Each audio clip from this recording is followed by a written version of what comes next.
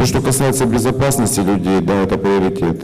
Мы обязаны обследовать все те деревья, которые были названы по адресам.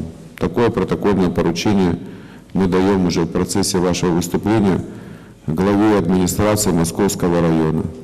Но я не могу понять, Игорь Иванович, почему вы не обратились к главе администрации Московского района, почему вы не обратились в департамент.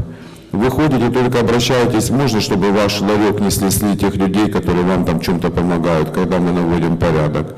Вы просите меня, чтобы я вам не закрыл мойку очередную, которая за землю не платит, я имею в виду аренду и так далее. Вот это вы делаете тихо, спокойно, звоните мне по телефону и просите меня. А когда дело касается конкретики, вы выходите на трибуну и что-то начинаете здесь получать. Поэтому у меня есть просьба. Я всегда говорил, чтобы в этом зале не было бациллы, вот этой, знаете, как бы тень на плетень. Я считаю, что в этом зале мы собрались для того, чтобы принимать решения.